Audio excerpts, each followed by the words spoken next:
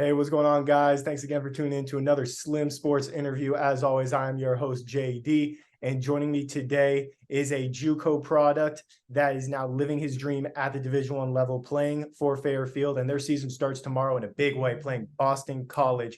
My guy, 6'3", junior guard, Jasper Floyd. How's it going, Jasper? Steal the game for Fairfield. They have it. Down 4, under 4. Floyd a 3. He's good. Going good. Just getting ready for tomorrow. I think it's a good challenge for us, and I'm ready to go. Thank you for having me.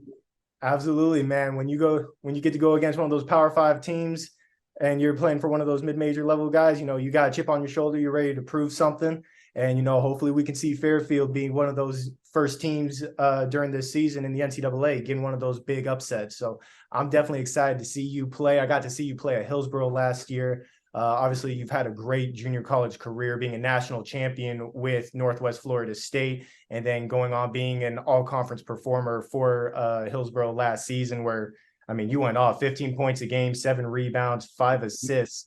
And the crazy part is at Northwest Florida, you got good minutes, but you weren't one of the main scorers for them. You only averaged about 2 points. Did shoot a great 47% from beyond the arc. So you were a knockdown 3-point shooter for them. But then when you made that transition to Hillsborough, you kind of took that next step. You took that leap. Talk to me real quick about that transition, how you were able to do that, how you got prepared for that. Well, first of all, I just thank my coach, Dominique Coleman, a long time. Basically like a brother for me. I've known him since I was about 4 or 5 years old. And he told me what it was going to be. In order for us to win, for us to have my team win, I was going to have to take over. And that's just what I just try to do. I try to apply myself, and not only myself, my teammates and coaching staff. So, it was my coach, Dominique Coleman, and, I want to win. And I was just trying to do whatever I could to help my team win. Absolutely. And that's why you were getting looked at by those Division I schools and are now at Fairfield. You get to have a lot of that experience pay off now, being one of those veteran guys coming from that grit and grind mentality at the junior college level. You and I were talking about it before we came on. The Florida junior college level is different. Northwest Florida, Hillsborough, obviously the two that you were at, but Florida Southwestern, Miami-Dade really stepped up last season. Eastern Florida State and Chipola as well. Talk to me real quick about what it was like playing in Florida those past 2 years, the competition level, and how that really helped you as a player. It was a dogfight every single night. Somebody was going at my head, and I wanted to go at somebody else's head, and that's just what it's about. And I love it. I love the challenges every single night, and it just allowed me to get better. And I just wanted to push other people in that region to get better, and that's what it's about, just getting better.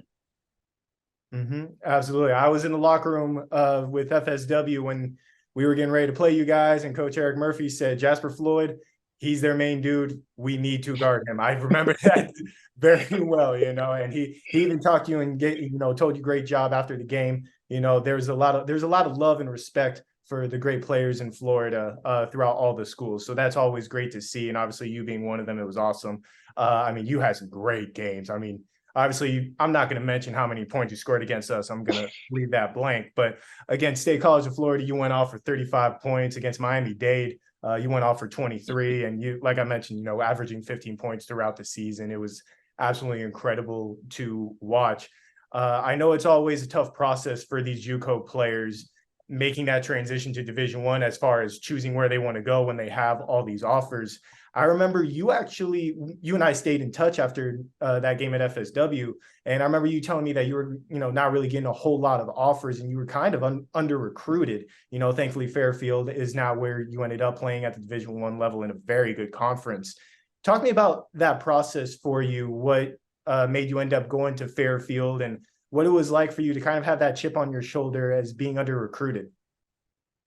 Well, that process, I wouldn't say it was a struggle, but it got me, thinking. And I was just wondering where I was gonna end up. I seen a lot of guys signing and committing.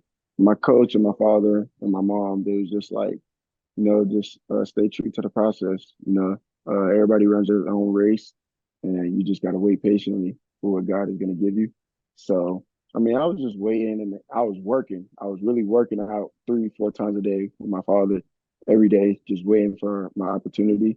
And a couple of weeks went by, and certain dudes weren't get picked up in the portal, or they already got picked up, and I got a couple calls from a lot of good schools and then a lot of mid-major schools, and I just wanted to make the best decision for myself. Fairfield, it seemed like very real and transparent, and it seemed like they was going to offer me, what I thought and what I now know is the best opportunity for myself.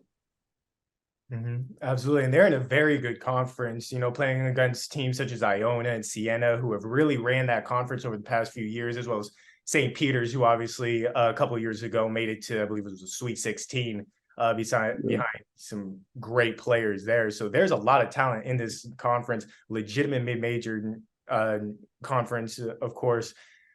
But the crazy part is Iona has completely rebuilt. So, they won last 2 out of the last 3 years. St. Peter's, total rebuild. Siena, total rebuild.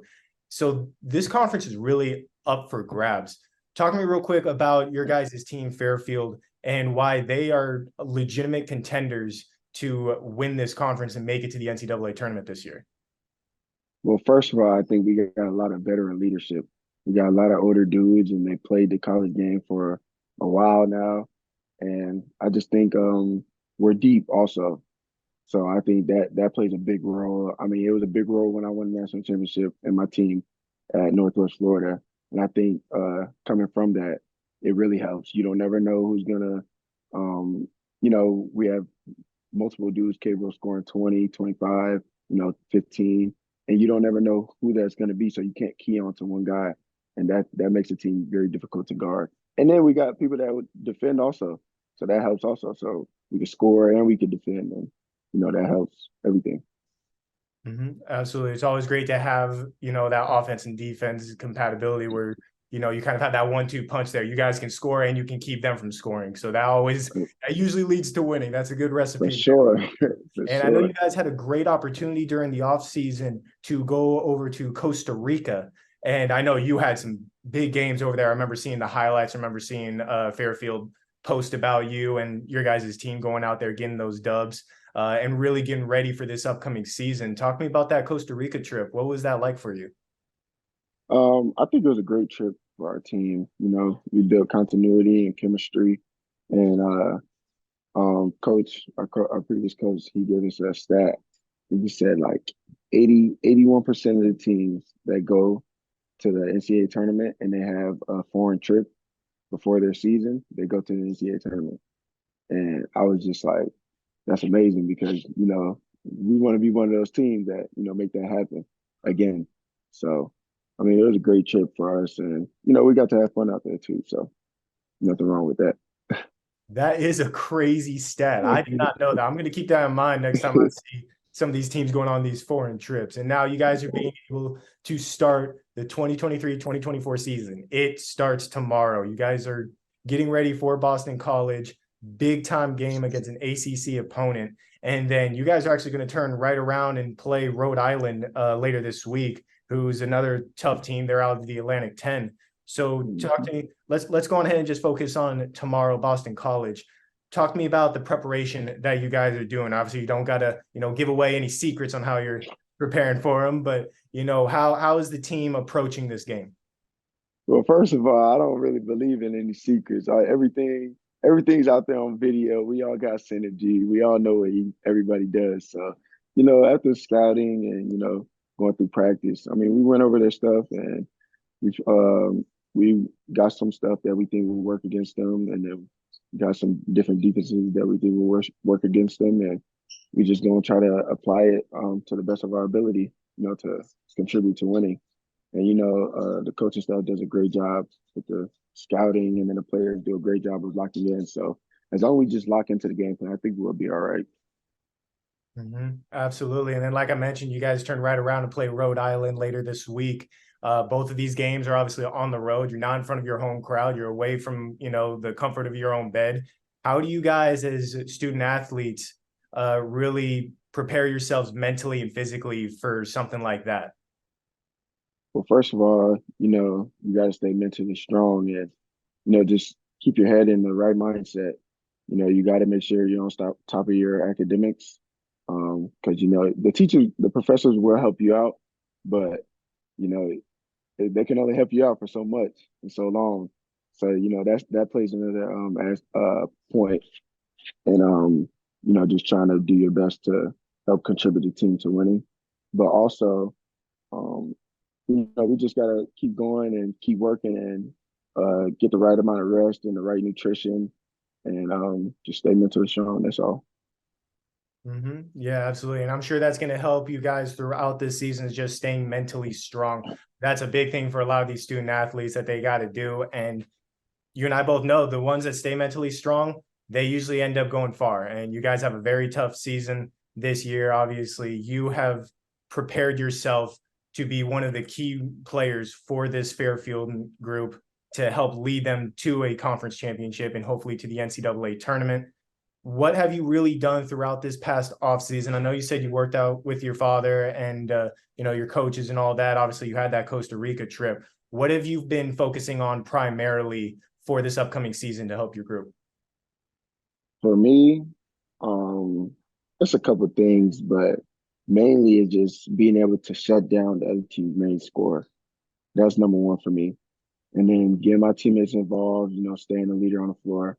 And then my offensive game, I just got to work on knocking down shots off the dribble, off catch and shoot, just knocking down shots to where they just can't help off of me. So that would just open up the floor for myself, first of all, and open up the floor for my teammates, because I know I could get them the ball already. If I'm able to make shots, it's going to look way different, way different. So That's awesome. If you're able to do all of that, you're definitely going to be able to be a very key player for this team. And my final question here, obviously, is something I always ask players when we're entering the season. What should Fairfield fans expect heading into this upcoming season from your team? winning the MAC championship and getting to the NCAA tournament. It's steps for that to be done, but I know we're capable of doing it, and I know we're going to. Absolutely, man. I can't wait to see what you guys end up doing, not just tomorrow, but throughout this season, especially you. You already know I'm going to have you on my TV tomorrow once that tip-off happens. I cannot wait to see what you guys do. And thank you so much for doing this interview with me, man. It really means a lot, especially since I've been able to see your journey throughout the JUCO level.